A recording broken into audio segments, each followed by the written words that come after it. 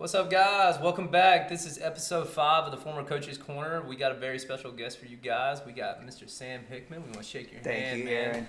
Thank you, WA. We've got a lot of business to cover this week, and we were just talking about it a second ago.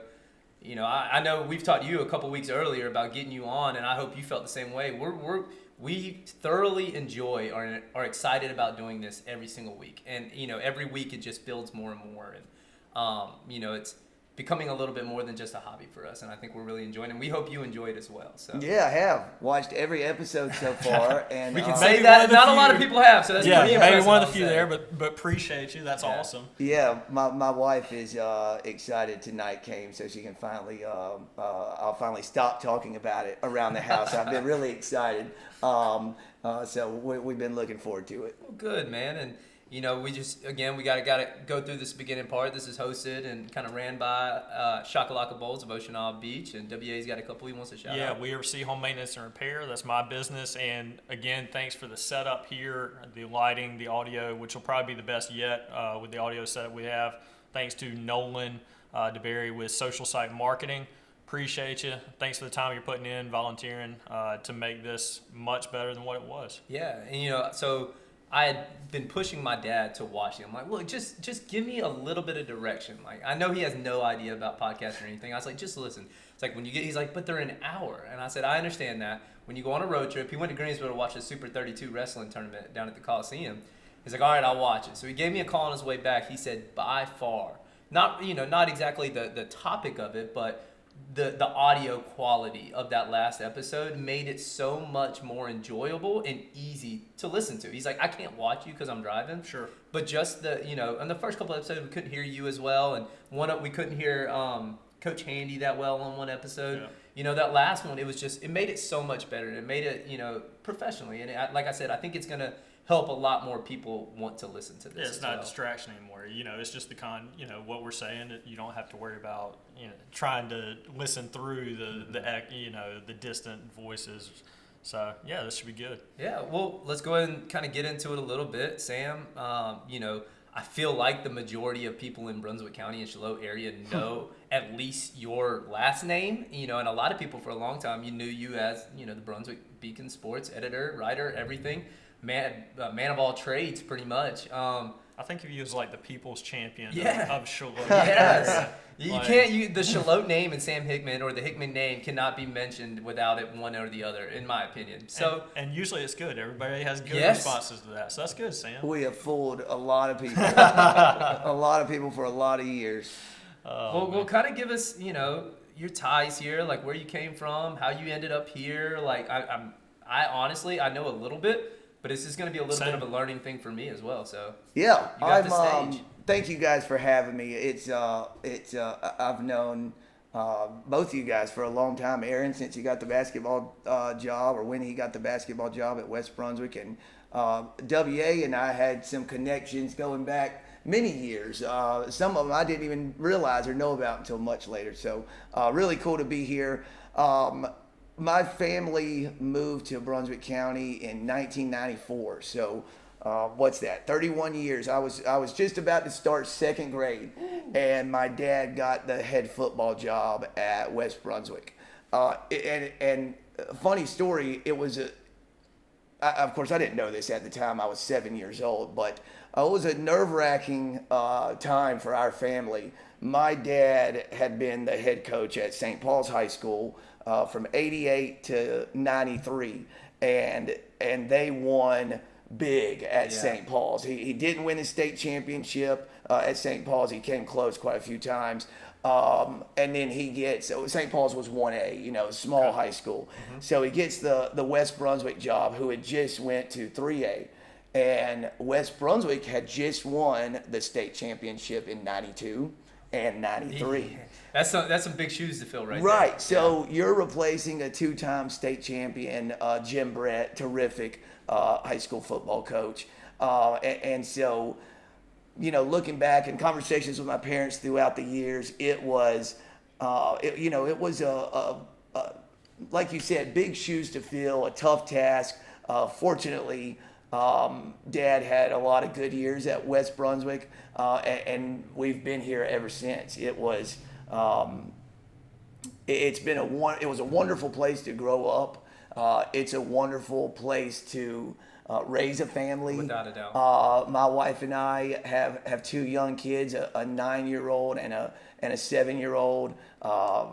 Union Elementary students and involved in the community, and I could go on and on all night long about what this community means to us. But a lot has happened since that move for my family here, and we started in '94, and here we are 31 years later. There was just no doubt once I was home from college and starting my career and wanting to start my family, we didn't know exactly what it would look like, but we knew where we wanted to be, and that's home. No, without a doubt. And, I think it's, just kind of a funny story. I'm sitting over at District 7 getting ready to get a haircut with Kendall or Tyler or something like that. And, your dad walks in and sits down in a chair, and I think everybody got up and got out of the way and said, "Here you go, Coach." It's like, man, all right, the king is here, the throne is here, and I, both of us kind of have a little bit of understanding of that. My dad was a head wrestling coach for a very successful program at Southwest Randolph for years, and then he was a principal and an assistant principal and an AD, and you kind of like, as a kid, you're so proud, and that's my dad, but you still are kind of living in that shadow. But same thing, kind of filling in those shoes of, man, I hope I can live up to that a little bit. And I think with all three brothers, and we're going to get into that, have really kind of stepped in and have filled those shoes really well. And I think one of the biggest things, like you said, becoming such an adamant part of this community in Shiloh and Brunswick County and Ocean Isle surrounding areas. And I think, like I said, you kind of all done that. And you have two other brothers, correct? I do, yeah. So I'm the youngest. I'm the baby of the family. Our middle brother, Brett, he was the head football coach at West Brunswick for we a joked few about this. years. How much older is he? 15 months. Because I thought, months. I did not mean in any type of way, but I honestly always thought you were older. Yep. It was the maturity. That's Yeah, what there you go. There you go. Hear that, Brett? So yeah, he's 15 months older than me, which was really cool growing up, having a brother that close in age. the competitiveness. I mean, Exactly. I was probably a little better at sports than I should have been because. And then we have our oldest brother, Will, who's 5 years older than me and Brett, kind of 5.5. And so, I'm 2 years old, 3 years old, out in the yard. Will wasn't going to, lob us the ball or roll us the ball. It was we learned how to catch out of self-preservation. Yeah. It's okay, Save my face. I take this glove and catch this ball, or it's gonna break my face or my orbital bone. So really cool having two older brothers. And then we took different routes, and I've always thought this was a great illustration. When Dad was the head coach at St. Paul's and then West Brunswick, on Friday nights, Brett would, and this is how much times have changed too, Brett would carry Dad's wires. They had headphones, but they were, it was all wired. There was no, throw on the headset, That's a you're good connected job. to the guy in the press box. And so everywhere Dad went, Brett followed. All game long, all season long, Brett would carry his wires. How old was he? So he would have started that when he was 8. Yeah. That's like the coach's kid equivalent of holding the flashlight while you're working on Yeah. That's shine exactly it here, right. shine it That is such a great analogy. That's exactly what it was. Yeah. On the flip side of that, another thing, he would give us jerseys to wear on the sidelines, and they would literally hang down. They're not like what they are now. No, they would hang down and skim the grass. That was the big shoulder pad area. Yes. too. Yep. I mean, they were the biggest jerseys.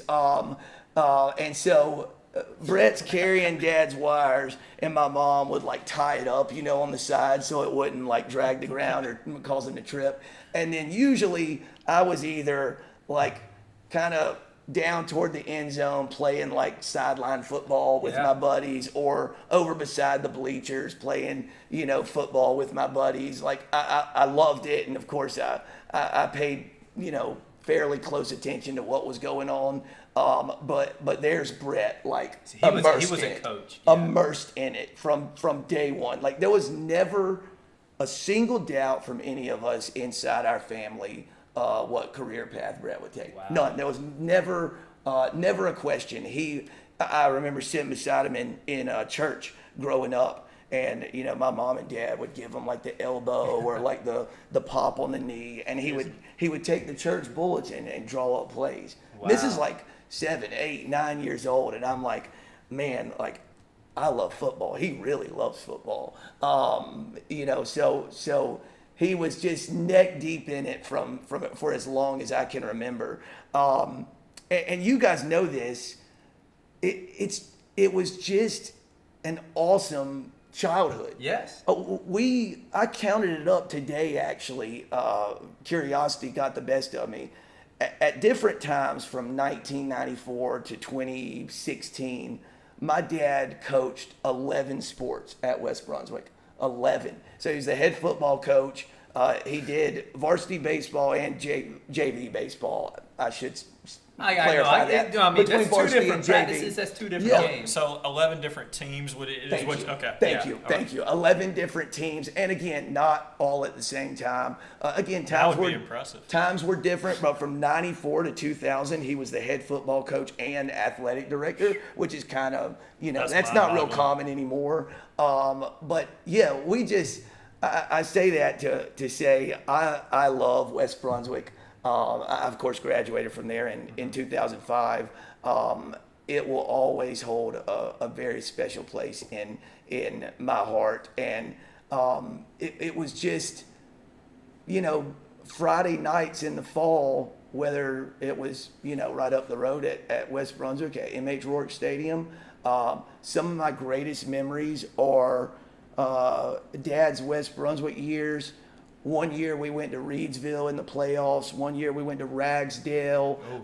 It also helps when you're really good because you're going into those Friday nights knowing we This got a will be a good good chance one. to win. Yes. But like my mom would check us out of school early, at 11 or 12 o'clock, and we would get in the car and drive to, Reedsville or Ragsdale and for playoff games. And the players, all of his players were like big brothers. Yeah, extensions of the family. I for can't, I sure. can't tell you how many of Dad's players through the years took us trick or treating on Halloween. They'd come over and my mom and dad would feed them, and mom and dad would stay home and pass out candy, and the players would take us, around the neighborhood to get candy and stuff. So it's just this like massive extension of our own family. Without a doubt. My mom and dad.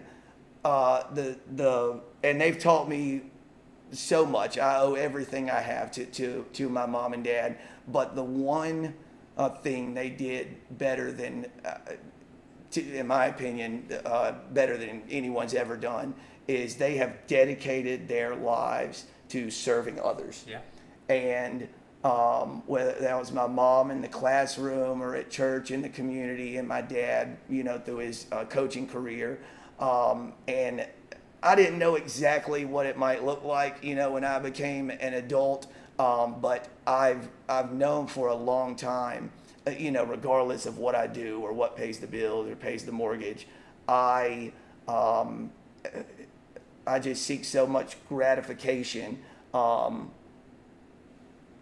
asking, the question, how can I positively impact the people around me? Yeah, you want to carry the torch. Yeah, that's right. That's right. And like you said, we were talking about before everybody got down is there's those time periods that you just vividly remember of growing up and maturing and being like, okay, how can I become a better man? How can I be a better person? Not only for yourself, but for your wife, for your kids, for the community of there is that, moment, and like you were saying, it was when you were coming back from ECU of how can I positively impact those around me? And I think all of us have had that moment at one point in our lives, for sure. And, speaking from that, I have, for sure.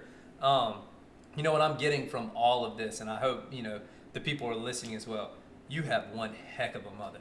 Yeah. You have man. 3 boys. Have you guys ever met her? No, I don't think I I have. ever have. But she's got to be, the behind the scenes of making she's the glue. You know, the glue guy of every team's got a glue guy. Like that's got. I mean, 3 boys, a coach's wife.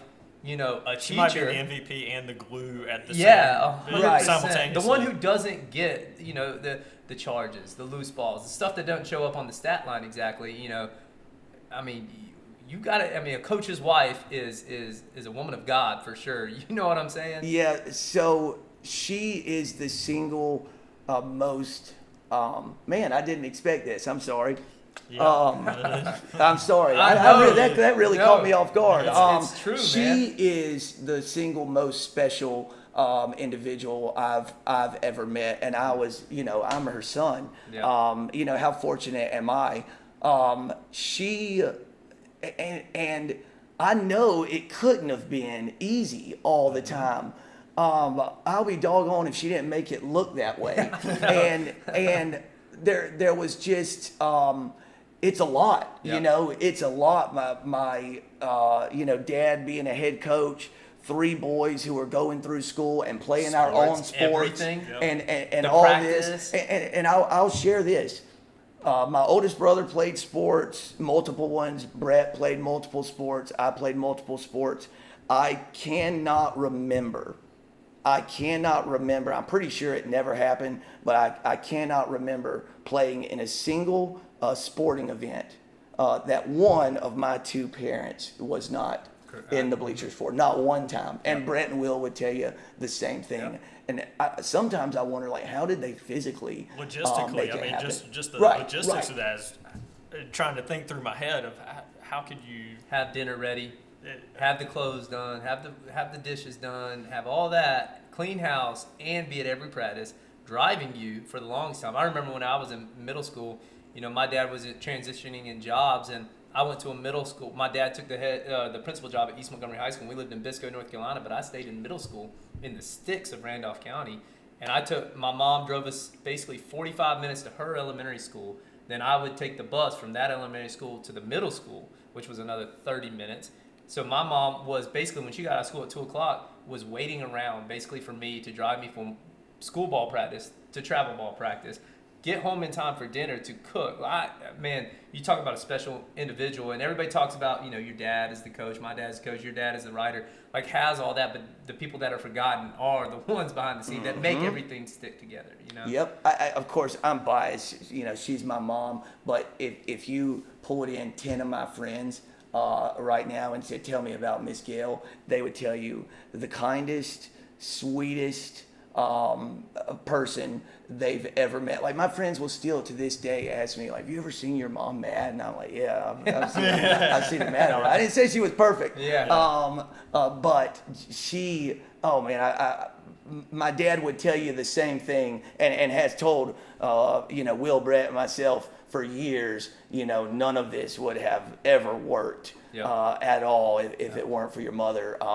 And you know, fast forward a bunch of years, and you know, I married Maggie, and now I'm saying again, I just can't imagine having a better mother for my children. So I was raised by, you know, who I thought was the world's greatest, and now I'm married to a gal that makes it look so easy and holds it all this craziness together. So I've been very, very lucky, very blessed, whatever you want to call it. You know, married up for sure, and was raised by 2 of the greatest people I've ever known. Well, you know, kind of going into what you were talking about a little bit with, you know, you didn't know where you were going to go, and you got lucky to marry a woman like Maggie to be able to do those things for you. And now you're getting into a little bit of the coaching world, you know, with you said a 9-year-old and a 7-year-old, Yeah. you know, with youth sports. I mean, you've kind of taken that, you know, head baseball, you know, and this kind of goes into what we're trying to do of getting different levels and covering the whole realm of sports. You know, you kind of have that perspective that me and him have no idea about. You know, one of the topics we wanted to talk to you about is, you know, why did you get into this? You know, other than the known fact of you wanting to coach, you know, your kids, but other than that, like what attracted you to being like, hey, I want to do this? Like, and tell us a little bit about it. That's a terrific question. So Maggie and I have now 9-year-old son Huck and 7-year-old daughter Winnie. So I guess Huck was around 3 years old, maybe when you can sign Yeah. up for like Wii Ball or T-Ball or I'm not sure what it's called, but so Huck has always loved baseball. All sports really, but specifically baseball. I remember And you posting pictures of his lefty swing when Yeah. he was like barely walking. I was like in oh a my- diaper in the living room. It like he had a the Ken prodigy Griffey, right here. the one Yeah. hand, like it was. Yeah. It's a sweet. It still is a sweet swing. But anyway, sorry to interrupt. But No, I'm Yeah. glad you shared that. But and here's the thing, and I'll wear this. Like, everyone assumed because he was my child that of course he loves baseball. Sam. Put the bat in his hands. Never. Maggie and I didn't. It was not something we pushed on him at all. We were very intentional when they were young. Let them find what they like, and then we'll support them however we can. He just gravitated toward it. And so anyway, he signs up for baseball at 3-4 years old, and I start coaching him. And so we played Shallotte, Diamond Youth Baseball, Rec Baseball. I guess this would have been the summer of 22. He makes our coach pitch all-star team, and we go to the district tournament, and there's a couple teams there, both from Leland, and I mean they like blew me away. These are 7 and 8 year olds, and there was this gap between these Leland teams and Shallotte, and it was staggering. Yeah. I mean it was a I mean, you're also pulling. I large feel like gap. pulling from a whole different realm. Their league was much bigger than ours. Come to find out, all those kids on those Leland teams were playing together, 10, 11 months of the year. Yeah. So I spent a whole year, basically coming to grips with the fact, okay, if we're going to cobble a team together in May and try to be ready for a district tournament in June, and then compete with teams that are playing every other weekend for 10 straight months, this is a losing battle. It's not fair to our kids. Yep. We are not putting them in a position to be successful. We're not even giving them a chance. And I know this is a topic we'll probably get into a little bit later, but here's the conundrum with youth sports, in my opinion, right Okay. now. And I'm opening up a can of worms here. That's what we're here for. Yeah, Yeah. You're almost forced to center your life around it, or you run the risk of your child getting left behind. That is No.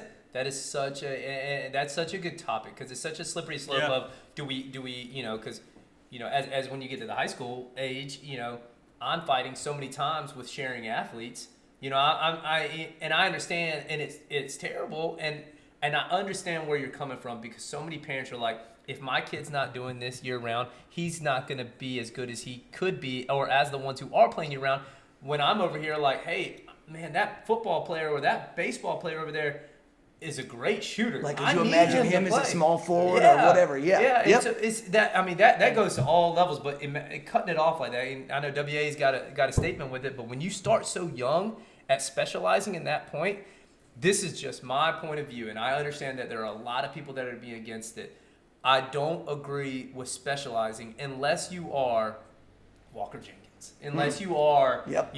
Cedric Simmons, and even Cedric Simmons should have been playing football. Right. Fade route. Yeah, exactly. Corner of the end zone. So what were you going to say, WA? real Yeah, so quick? just following up on that, because great point, first of all. And I want to add, because I know the Hickman, I've seen it on Brett, I've seen about you about playing multiple sports and how, you push, I know Brett pushed all athletes playing Yep. sports through I can all seasons. definitely agree with he did that. Kind of, how do you balance that? Because travel ball, you can't really do travel basketball, baseball, football year round.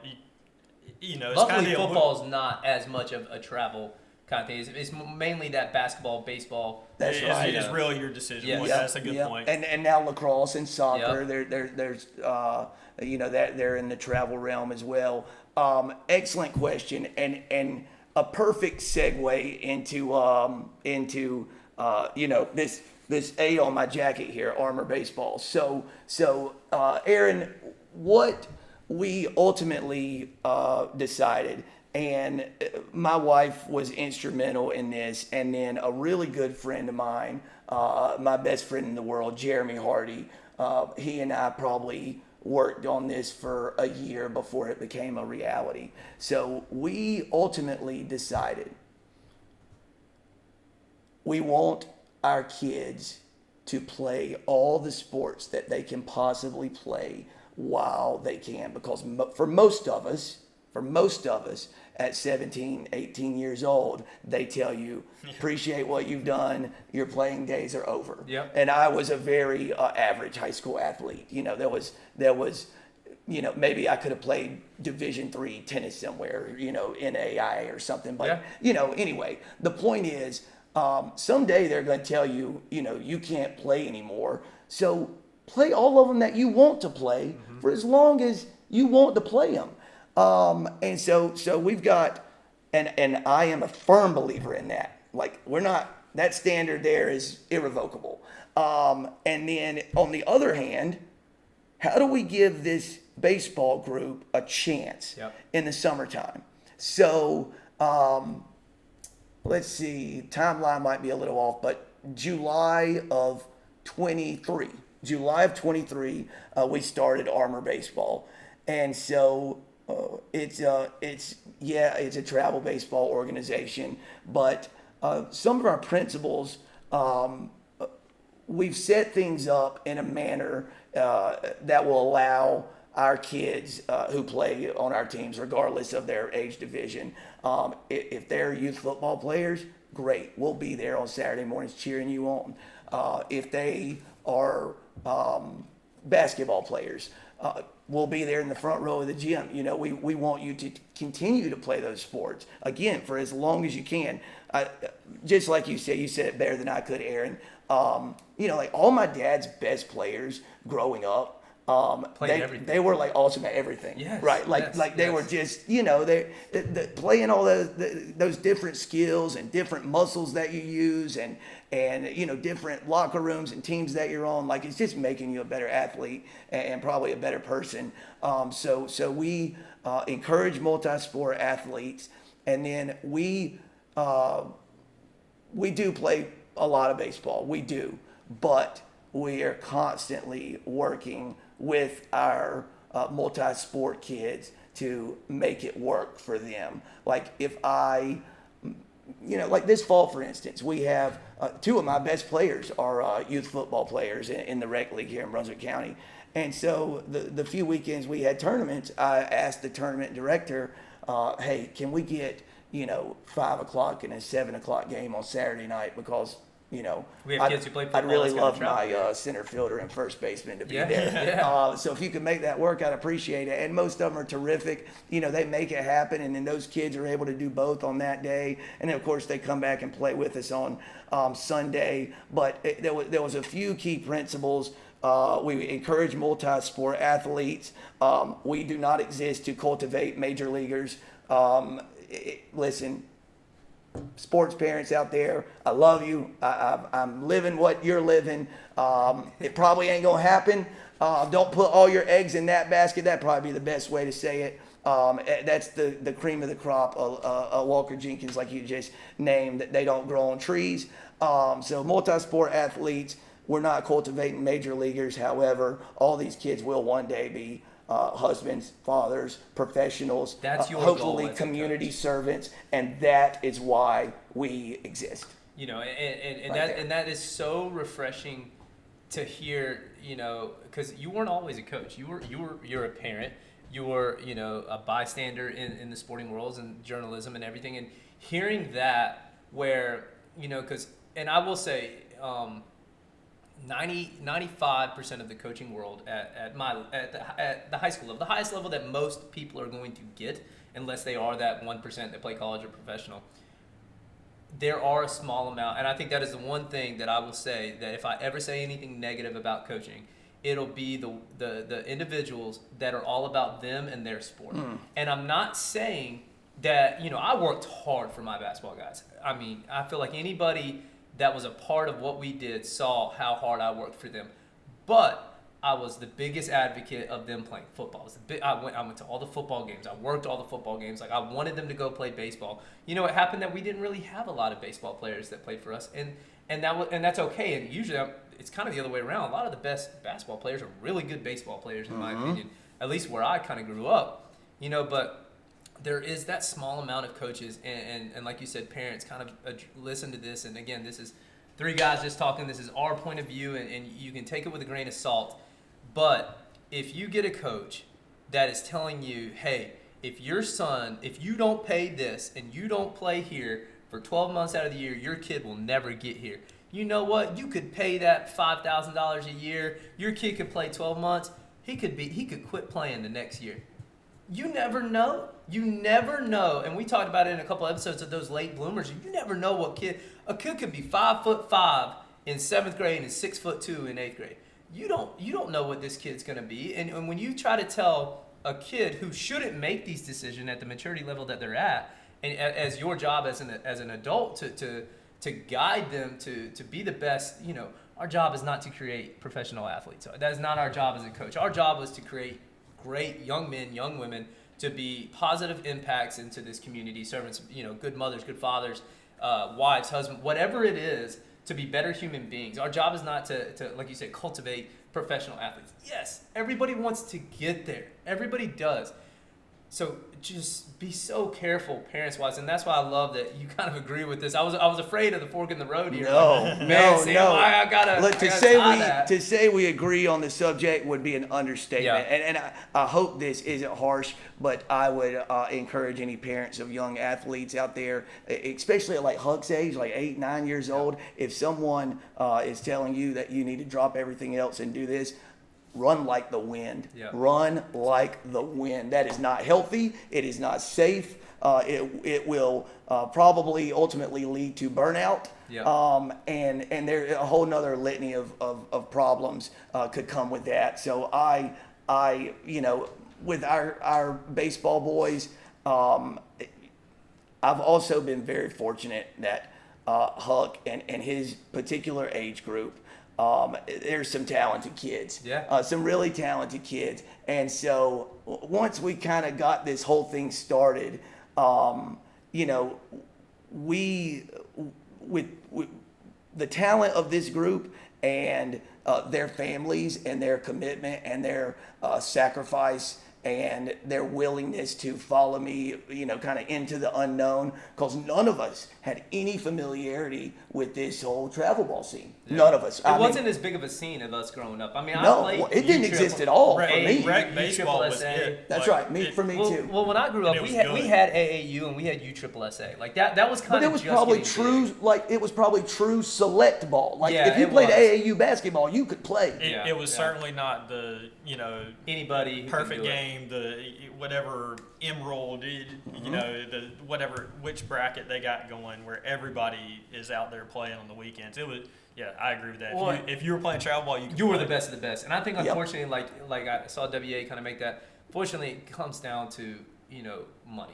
And, yes. And it's a business model. It is, and that's understandable. And a good one. As business owners, we understand that. Yep. And that's kind of go into one of our next questions, and that may be your biggest thing. But one thing we wanted to talk about, youth sports right now, is about not talent wise, but perspective wise, is about as bad as it can be right now in the world. I think the negativity around youth sports is so bad in so many different ways. I don't know solutions. I mean, we can talk about it, and we have talked about it before of how youth sports can get better. But what is one of the biggest things that you see? Because you're in it more than any one of us. What do you see? And it may have been just the select, only playing this or only playing that. What do you see as one of the most negative things right now about youth sports? Terrific question again.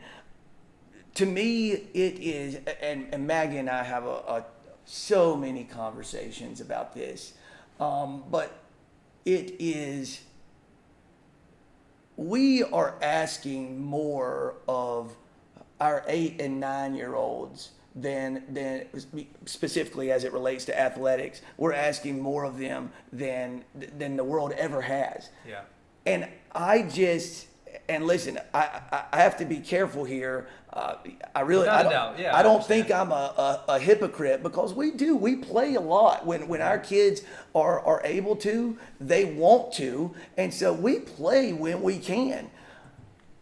But guys, and believe me on this, because I've lived it. When you start the last weekend of February and take it through the end of July, and every weekend, or now we've never done every weekend, but a lot of times we get in those stretches where we're playing every other weekend, and just to paint a clearer picture, you play 2 games on Saturday, at least this for Hucks baseball. You play 2 games on Saturday, and then it's win or go home on Sunday. Fortunately, most weekends we play 4, if not 5. So. And baseball games aren't short. No, they're not short, and Yeah. that leads me to this point. So let's say our games are at 2 and 4 o'clock. So the family gets up. It's time to start putting on the uniform and loading up the car at, say, 11:30, 12 o'clock. Then you're driving down to North Myrtle Beach Sports Complex, probably stopping on the way to get lunch. Yep. And then, you get there, you warm up, you play a game, get a little snack in between games, and then you're playing again. And then you got to talk to the team and answer, questions from the parents, and maybe you run into some other families, and before you know it, you get home and it's 9:30, 10 o'clock, 10:30. Depending on how you did and the bracket and the other teams, you might have a 8:30 game the next morning. Mm-hmm. So every weekend or every other weekend, can you sit here right now and tell me that getting home at 11 o'clock or midnight, even 10 o'clock, waking up 7 hours later and going and doing it all over again, and then coming home and showering and getting to bed and starting the school week, that's good for a 9-year-old? Yeah. No way. It's not good for me as an adult. No. Look, I'm telling you, on Monday mornings, after tournament weekends, I'm like exhausted. Yeah. And if I feel that way, then I can see it all over Huck's face me on Monday mornings, like getting ready for school, and I'm like, time to fight, buddy. Like, Yeah, let's you go. gotta, school is the priority. Just do the best you can. So for me, it's time. And listen, like Huck has a sibling, Winnie, she's a dancer. And dance fits right into this conversation as well. I don't know how familiar you are with the my dance. sister Could be danced even- for years. Could be even more so. Could be even more so. My Yeah. niece, my oldest brother's daughter, she is neck deep in dance, and she's terrific. Just really, really good at it. Have you ever but man, sat through one of those recitals? Oh yeah. You talking about like long and maybe see them for a 30-second dance, and then you got to wait 10 more dances after Yep. that to see them again? Like that time commitment. And I think that's where you're getting to, is that time commitment. That's it. And it's not from just like, you as a coach. I mean, from the player, it's a whole family ordeal. Oh, yeah. And the little sister that doesn't play anything gets dragged every single time. Yep. Because, where's she going to go? And Yep. then, and then Huck's he's probably going to his fair share of dance recitals, I'd Oh imagine. yeah. Yeah. No doubt. As a matter of fact, and he's a great kid. I've been very blessed.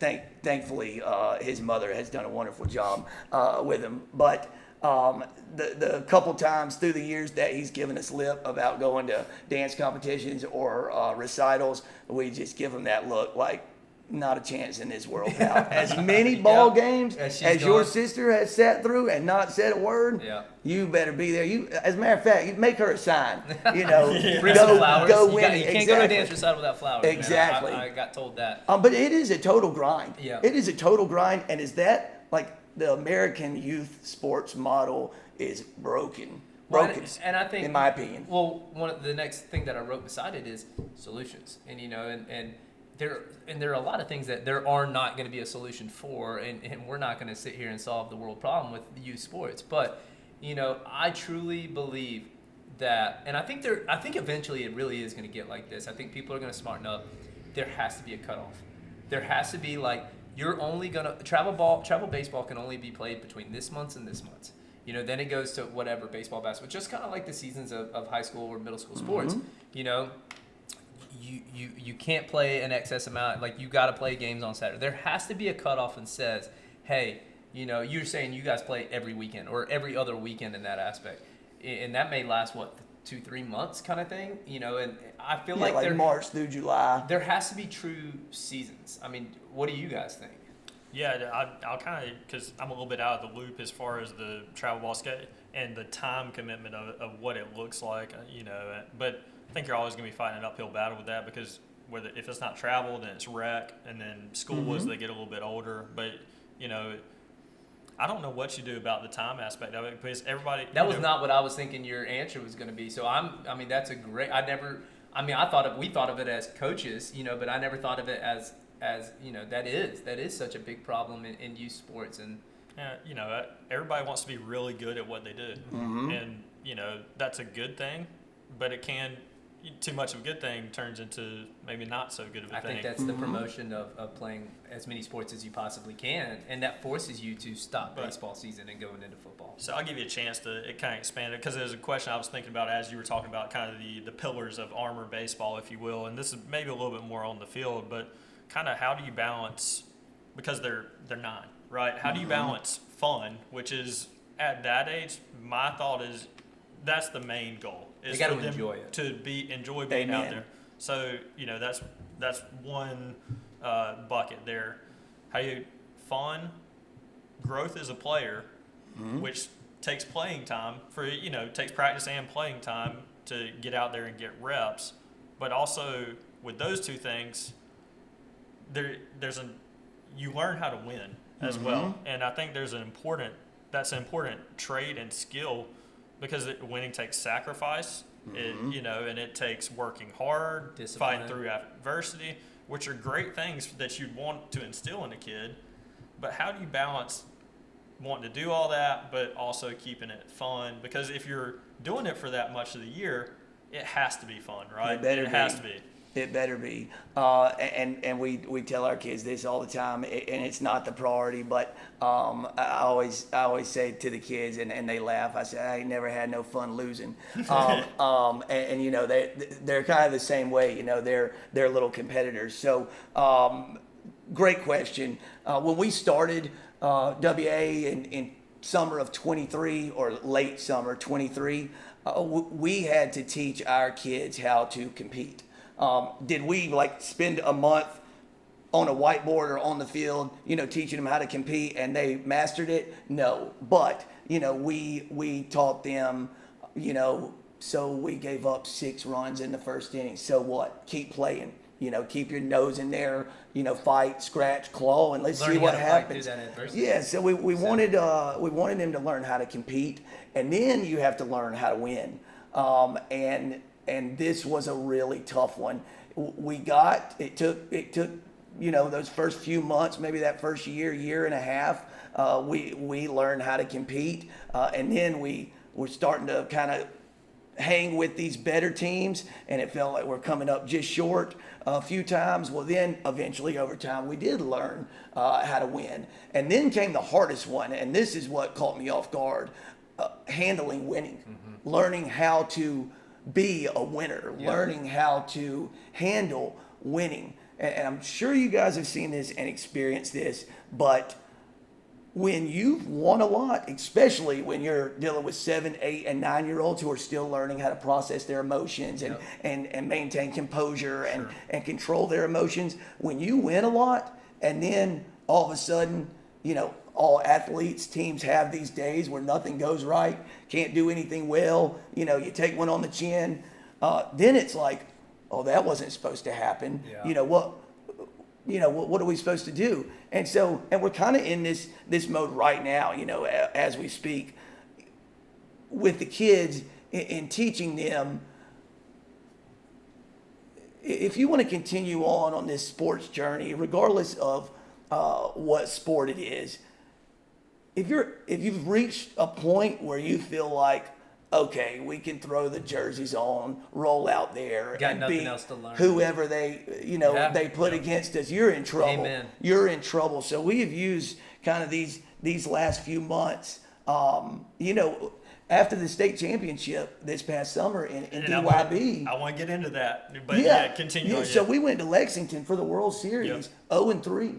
Yep. We scored 5 runs in 3 games, and so we come back home, and I mean, it was an eye-opening experience. Now we were young; we had a bunch of 9-year-olds playing in a 10 and under, World Series. So we were physically overmatched, but it was eye-opening. And what it does though is for coaches, it gives you ammunition, if you will. Sure. Like, guys, we've seen firsthand the level that we need to reach, where we can come back next summer and hopefully perform better than we just did. And so it's just, finding ways wherever you can to keep them motivated and hungry. And again, I don't have the special sauce. I'm very lucky that I have 11 players and families who are just real serious about becoming the best little baseball players they can be. Yeah.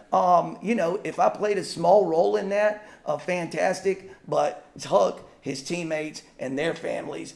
Those are the people who deserve the lion's share of the credit. I just kind of, steer the ship, as best I can. And it kind of sounds, thank goodness, listen to you. It sounds like youth sports. If there are more coaches like you in youth sports, then it has a chance. Because, hearing some of the things that you talked about, and WA brought it up, is one big thing is learning how to. I feel like kids nowadays, they don't understand that. And I'm not saying that I was, brought up in some type of rough, upbringing, but learning how to deal with adversity.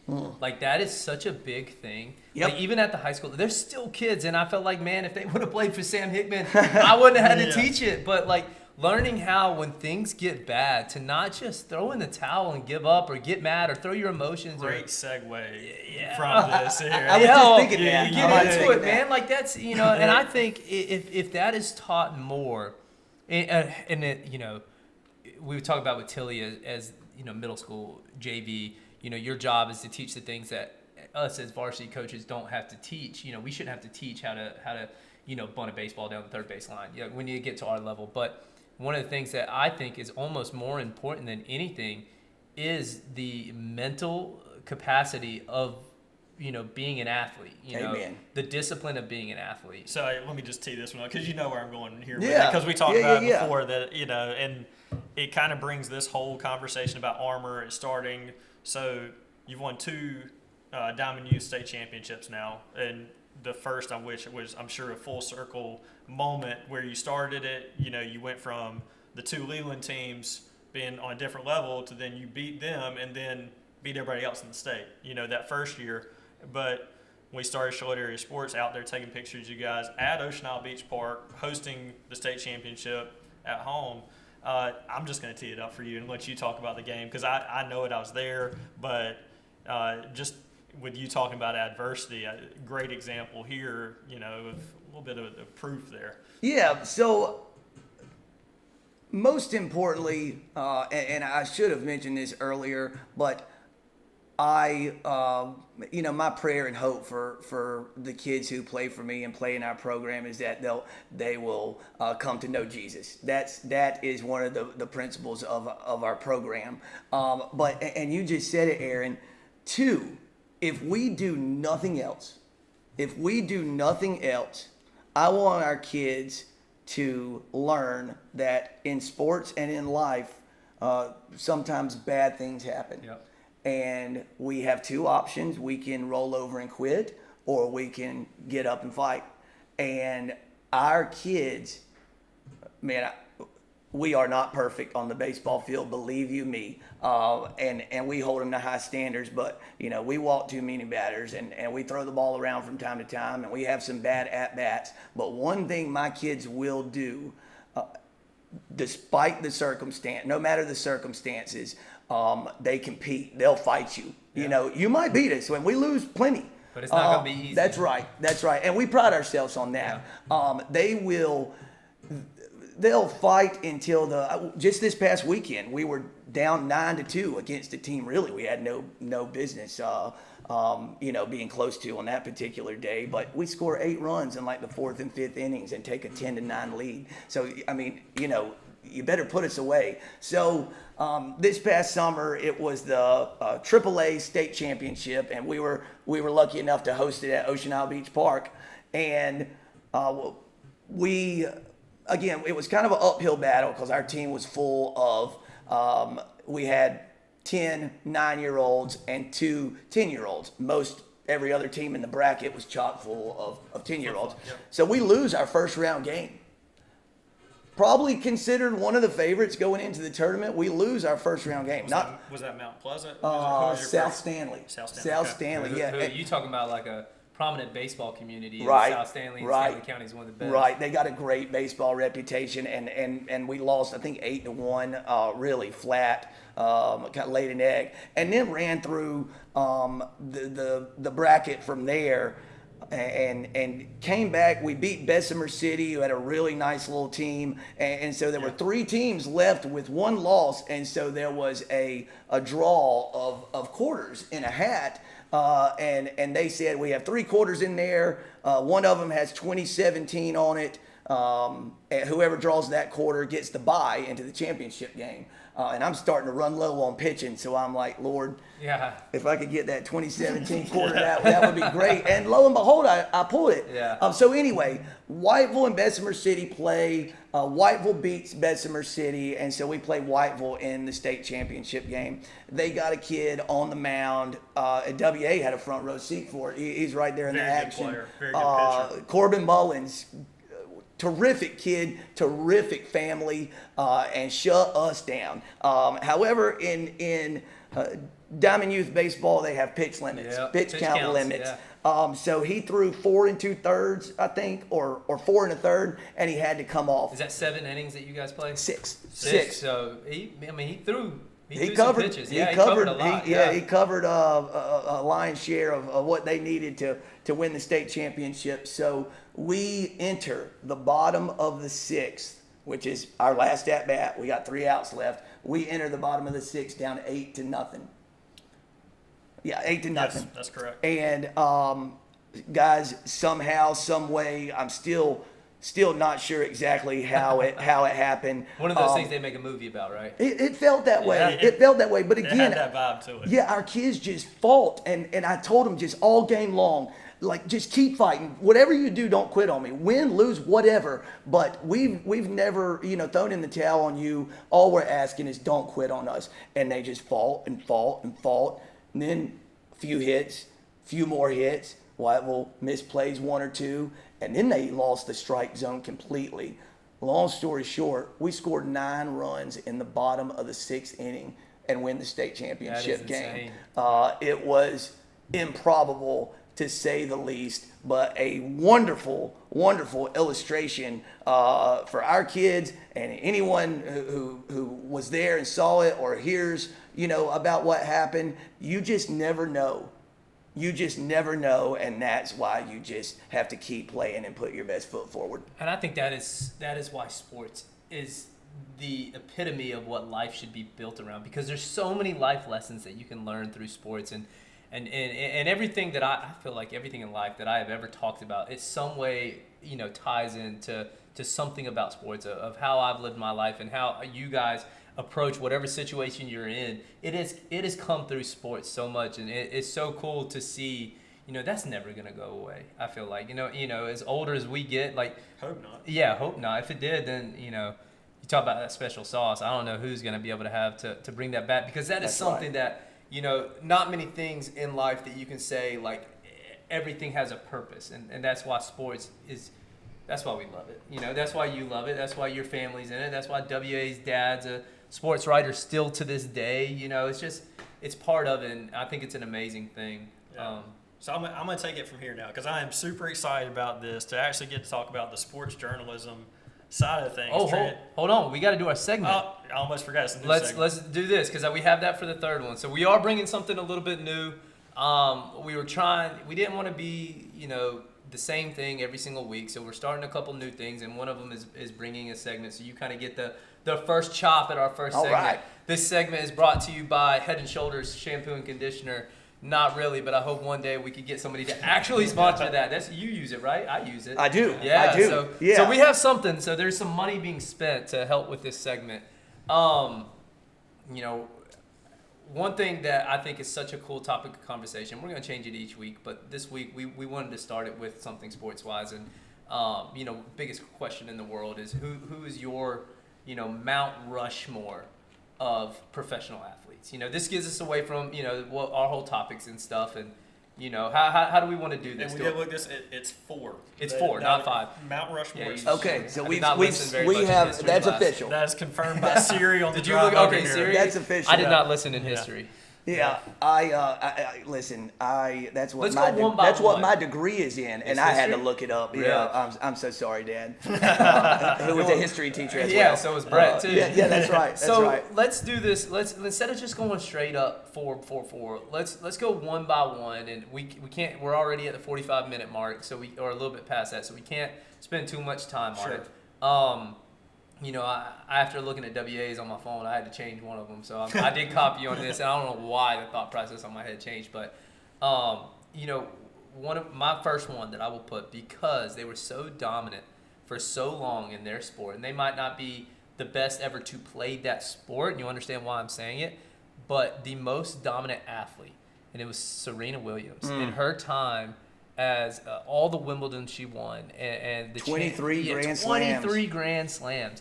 You know, I mean, we are going to talk about some incredible athletes. And why I say I don't think, you know, best at her sport, she's admitted, like, you know, if you put me against, you know, Nadal, she's like, I'm going to lose. But for her, for what she does, she was the most dominant athlete, and she has to be on that Mount Rushmore, in my opinion. I don't know what I mean. Sam's next. Yeah. So that's just my person. We ain't got to talk about it. So All who's right, yours? let's put a few parameters on this. Is there Okay. any limit to, like, do we have to pick one from each sport? No parameters. Yeah, All right, you so can have 5 just your baseball straight players. 4.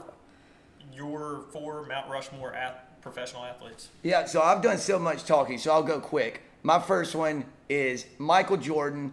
I think he's the greatest basketball player of all time, but also I think he solidifies his spot on there because of his brand and Nike and Yep. his he's just an icon. You He's know, a staple in basketball. right. Like, you know, everybody knows the Jumpman logo and seeing the Jordan clip. So Jordan was my first one. All right, so similar kind of as you think about the sport, you think about these players, right? So love golf, favorite sport, This favorite is- hobby, Tiger Woods. Yeah, This is the one I had to change because he is. Yeah, Tiger's on mine too. He's on my list. You know, obviously not up there as far as the majors, but we always wonder what could have been. But Right. you know, the last Masters they won was, I almost cried. Oh, man, it was I almost amazing. cried. It was one of the coolest sporting moments ever. Well, that's So- what I was gonna say. He had so many of the most incredible sporting moments. Yeah. You know, just those iconic Masters. You know, on the 18th. On to number 2. All right.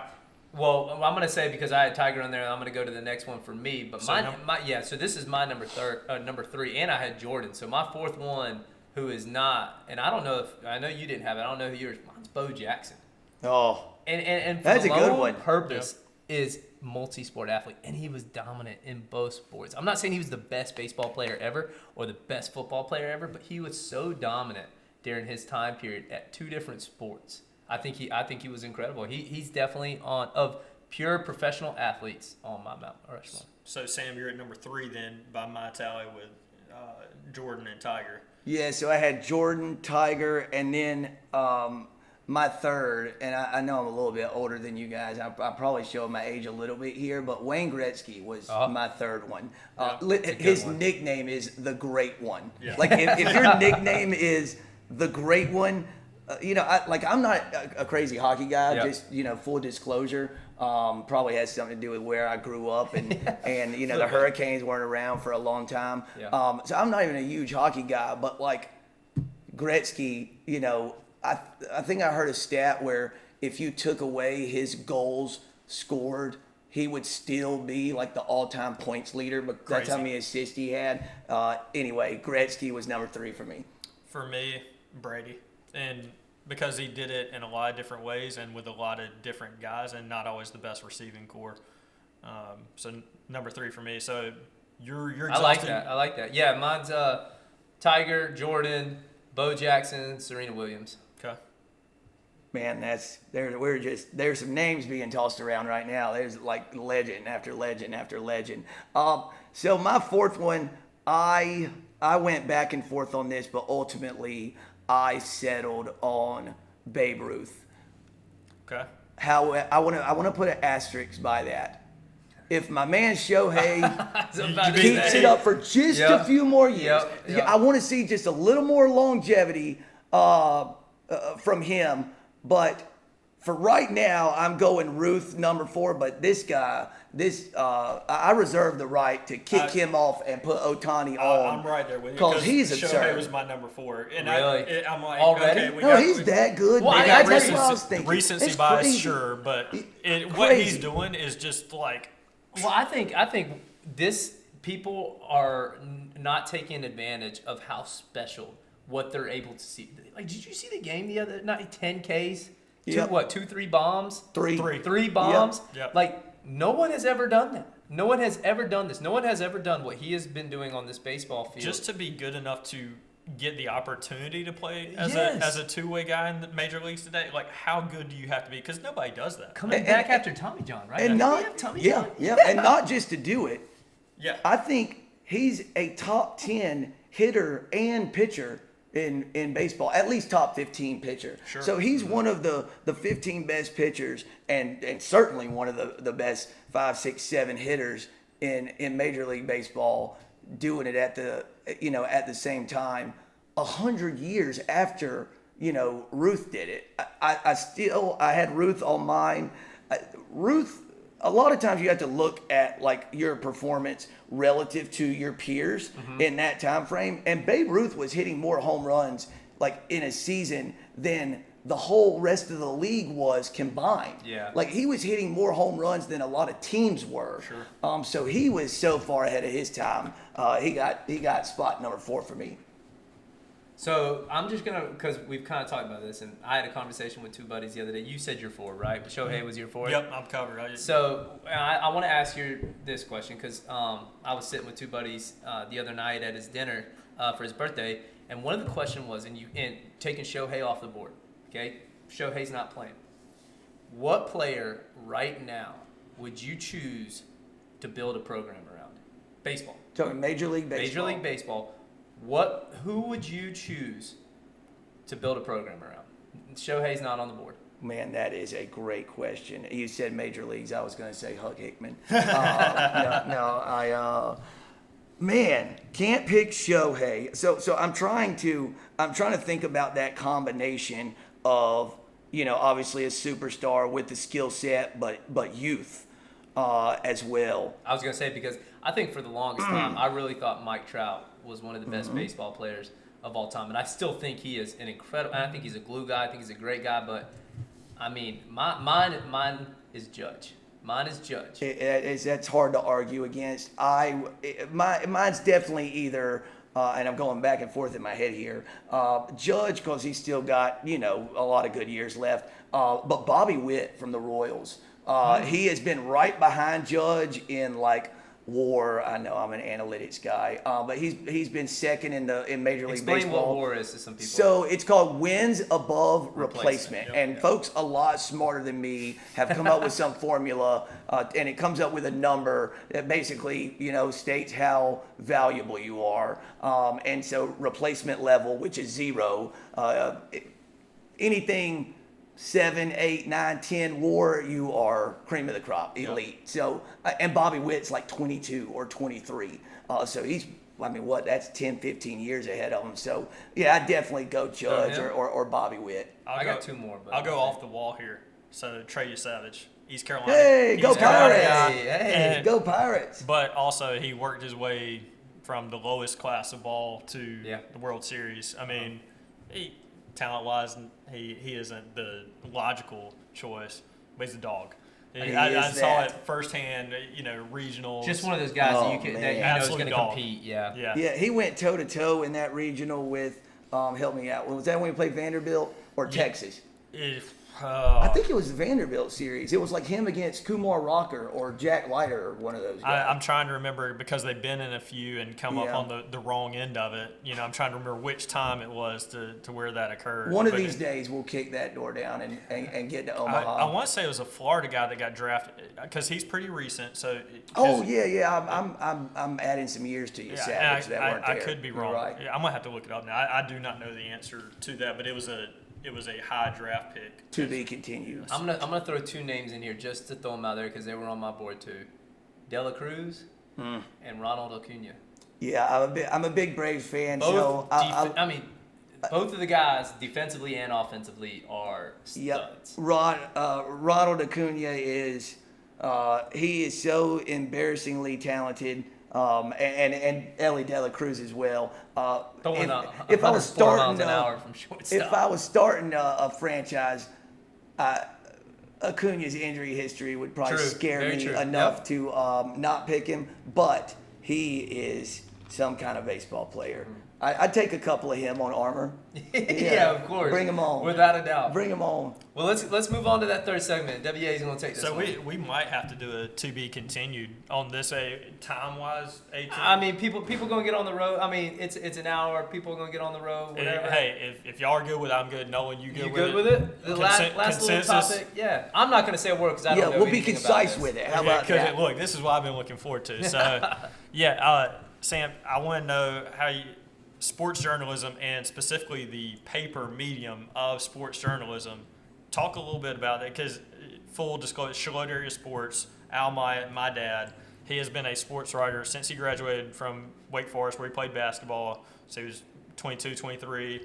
So he's been doing ever since, close to 50 years of sports writing. That's Legend. um, Legend. and he started out in Little Washington, went to Rocky Mount, then went to Dunn with the Daily Record, News Observer in Raleigh, probably the biggest one, papers in North Carolina, and then went back to the Daily Record. He's done it for a lot of places and you've seen a lot of games and still remembers scores of so many games, which is because I feel like you have a similar ability to recall the scores and specific instances of games where I couldn't even tell you. I have no idea what scores of games were when we won. Oh, dude, I can't tell you. I can Yeah. tell you moments, but I can't tell you But scores. Yeah. tell me about your journey to sports journalism. Yeah, so it's kind of tracks back to the story I was telling earlier about Brett on the sidelines. So I would ask my dad on Friday nights after high school football games to bring home anything he had from his stats guys. They track tackles and sacks and rushes and rush yards and all that stuff, and he'd bring them home, and we'd wake up Saturday morning and then excuse me, before college football started, I'd take everything Dad brought and I would write my own game recap from Dad's games the night before, strictly for fun. I just enjoyed it. I loved it. Middle school comes, I jumped at the chance to work on the middle school newspaper at Charlotte Middle. Likewise with the West Wind at West Brunswick. As a matter of fact, y'all, this is a true story. I wrote an ACC basketball preview for our high school paper one year that was so good, I got accused of plagiarism. I kid you not. And that sounded really arrogant for me to say that it was so good. But like for a high schooler, Yeah, listen, without I a thought doubt, it was no. real good. Before AI. apparently you're Right. I mean, I was There was using no like, Chat GPT. Then. no, I was using like Athlon Sports Magazine and my brain. Anyway, so it's always been in there. That desire. I love to write, still write all the time, just for leisure. And then I got connected with the SID's office at East Carolina University. So SID's office is Sports Information Department. So we wrote everything that went up on the official ECU sports website. And then, we were the liaison between the media covering East Carolina and the athletes, coaches, ECU staff. And that's when the fire really started burning bright. So before I graduated, though, I graduated in May of 2012. So a key life event happened the previous September of 2011. I met this really, really pretty young lady in Greenville. We grew up 5 minutes from each other and didn't know each other and met in Greenville, 3 hours away, which is so weird.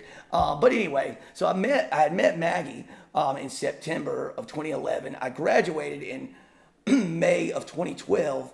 Had that not happened, I probably would have pursued like college sports information, that route. But I knew Maggie well enough by then, by the time I graduated, to know if I have any chance with this gal, moving back home is my best bet. And so I did. And the first thing I did before I moved home was I called the Brunswick Beacon, the weekly community newspaper in Charlotte. And they had one opening, and it was writing obituaries. It's a part-time job, 2 days a week, about maybe 10 hours between Monday and Tuesday. So I wrote, the funeral homes would send in I'm so sorry. The funeral homes would send in the obituaries, and I would clean them up, make them, put them in AP style. That's right. Oh, good for the mic. That's a good one. And very fortunately, it was not long after I started, one of our staff writers resigned, and I took a staff writer job. But this was not sports. I was covering public education, local crime, and the court system. I did not want to do it at the time. Looking back, it was the best thing that could have happened to me as a young aspiring journalist, was to broaden my horizons and cover these things in this arena that I did not know much about, because it made me so much better. I was a better interviewer. I was a better note taker. I was a better listener. I was just a better writer, period. And then, some years after that, the sports editor resigned, and I had told my publisher probably 157 times over a 3-year period, if it ever comes open, please, don't look outside the building. That's my dream job. I wanted to be Doug Rutter, who was the Beacon sports editor my whole childhood. Okay. Yeah. That's who I wanted to be. I wanted to be Doug Rutter, and fortunately that happened. Life has a funny way of throwing you curveballs to keep up with the sports theme. And 2-3 years into my tenure as sports editor, the big chair came open, the managing editor chair came open, and I don't know. This is a decision I still think about to this day, but I took it, and maybe half-heartedly, because my heart is in sports. Yeah. That's what I'm passionate about. I didn't get to get an interview as soon as I got there. You took, and I love Brian to death, and Brian came after you, but I never got the Sam Hickman interview. Ever. Yeah, that's right. That's right. You took that's the right. job. Are you still a contributor? Do you still contribute to the sports section, or did you just take just an editor role? Yes. So I'm trying to think of exactly how the timing worked out, but I want to say, yeah, there was a time when I was managing editor and Brett was the head football coach at West. I was going to ask you that. So with every football story that I wrote, we had an editor's note between the story and the headline, and I remember it verbatim. It said, Brunswick Beacon editor Sam Hickman is the younger brother of West Brunswick head football coach Brett Hickman.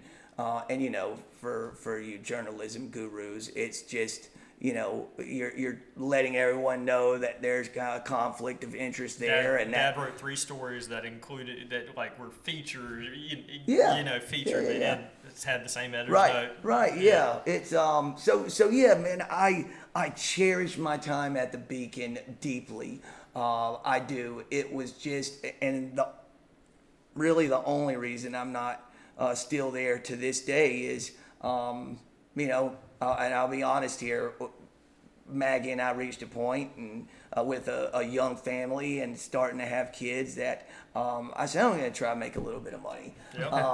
And so, fast forward a few years, and work for a great company, Carolina Creations, and I've got the armor thing, and so I get my sports fix. Yep. And coming out here and talking to you guys, and with the Huck and his teammates, and still do a lot of stuff with Focus Broadband. That broadcast, West, North, and South Brunswick football and basketball games. So I still get my fix there, and have a great career. So God has been very, very good to me. Sometimes driving down the road, I like looking around like embarrassed. Like I'm the got to be the luckiest duck to ever walk the face of the earth, to be married to the woman I'm married, and get to have the experiences I have. Coach the kids I get to coach. It's not real glamorous, but it's a fun life. Well, there's so many times that you're talking about that. There's so many times where I've sat in my truck, or today literally getting done mowing, and I'm looking around at my house, my car, and the business, and Brooke, and I know you do, man. How did I get here? Yeah. How did I from where I was get here, man? Like the way that you just it could have gone two different ways, real easy, and I think that's one thing that everybody that we've had on here can completely agree on, is how thankful for what we've gone through and where we're at. And I know you've said it a thousand times of, man, how blessed we are to have this opportunity, and bringing you on. I'm not trying to cut your end story here, but I think we are kind of getting to the end of it. I got two more questions. Go ahead. This is going to round it. Look, we could go more, and I want to have you back on because I want to get a little more time to talk about sports journalism. But two questions. They should be pretty quick.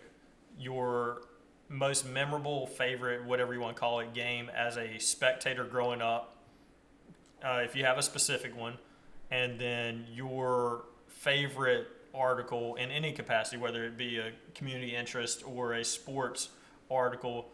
Probably op-ed, I would think, would be what you draw from your favorite. But yeah. So those are my two questions to you. Favorite game as a spectator, my junior year of high school.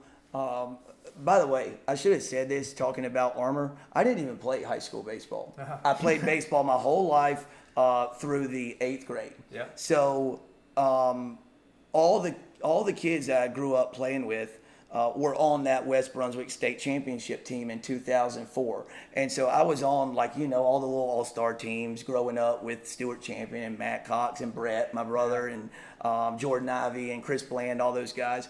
But I was, for whatever reason, I was a really good tennis player. And frankly, Brett was better than me at all the sports we played, together. And probably a small part of me wanted to kind of get out of his shadow, carve my own path, do my thing, because he was a much better baseball player than I was. But 2004, they're playing West Rowan in the state championship series. We won game 1. They won game 2. Game 3, West clobbered them from the opening pitch. And it was West Brunswick's only baseball state championship that they've ever won. And to be there, it was at NC State's stadium or field. And to be there with my mom and dad and watch Brett accomplish that, that was pretty special. Sure. That was really cool. And then, let's see, favorite story. Time to order fruit. Time to order fruit. Favorite story that I've ever written. I'm making sure I got my years straight here. So Brett's first year at West. 2018, 2019. His first football season was 18. His football season would have been 19. No. Yeah, that's right. That's right. Because I got there in 2020, and it was going into his second year. It would have been 2018. His first, yes, because that was the first year I came to the Charlotte area. Yes, I came in 2019. Yep. So it was 2019. So in his first year at West hosted Whiteville in Charlotte, and it was a slobber knocker. Whiteville ended up winning 14-7. So the next year was the year there at West was really good. 2019, West went to Whiteville. It was like week 2, week 3, early in the season. And so the scoreboard at Whiteville was at the time and it was for like 40, 50 years, named after our grandfather, my dad's dad. It was J.B. Hickman Scoreboard. And Whiteville, North Carolina is an incredibly special place to my mother and father. They both grew up there. They both graduated from Whiteville High in 1973. My dad got his first teaching and coaching job at Whiteville. Dad won a state championship there as an assistant in 1987 with Chester McLaughlin, NFL player for many years. My mom and dad just loved Whiteville. They loved growing up there. They loved every second of their time there. And so West goes back there Brett's second year and avenges the loss from the year before. West won 21-0. I think Whiteville had something silly like 3 first downs in the whole game. West shut them out and really played well. So that following week's paper had a column I wrote about Brett and my dad and Pop, who I didn't know very well. He died when I was right about to turn 5 years old. But there was a picture of Brett and my dad right in front of the scoreboard, and the scoreboard was still showing the 21, visitors, and the 0 for Whiteville. And so I ran that picture with that column, and that one will always hold a special place in my heart. It was a lot of fun. Yeah, I think it hard to kind of go after that because that's really cool. But I think to me, from kind of the outside, I take pictures. I like being around sports, but I'm not a sports journalist. I don't claim to be. But I think one of the coolest things for Dad, and I've always thought this, is that his cut line, byline, whatever you want to call it, by Al Myatt for the record, is in so many homes, clips. That is cool. It might be somewhat in passing, but he has been some part of so many people's story, which I think is very neat. I think it's really cool about local sports journalism. Mm-hmm. It was so much fun, and that's why I love still get to be a part of it with the TV station and to do things like this. I could sit here until 11:30 at night easily, but it's the newspaper industry has changed greatly in over the years. People have been saying for a long time that it's becoming obsolete. Yeah. But in my heart, there's always a place for print media. Yes, the world's changed. How we consume information has changed. But there is nothing like somebody interviewing you with no phone, no recorder. It's them, a pencil, and a notepad. And I could tell the first time your dad interviewed me at the state tournament, I said, this is like a sports writer OG. He had the look, man. I was like, this man's been around the block, the pencil or pen and the old school notepad. But there's just nothing like it, man.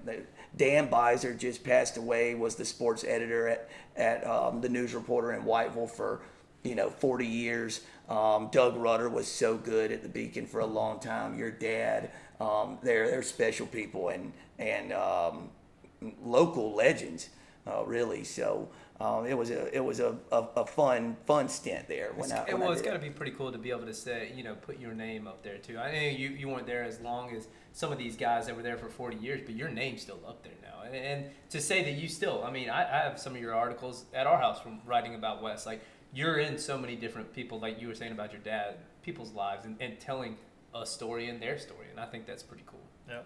So, but any more? I know, like you said, I got a lot more till in the tank, 11:30. We'll have to bring you back on, Sam. Yeah.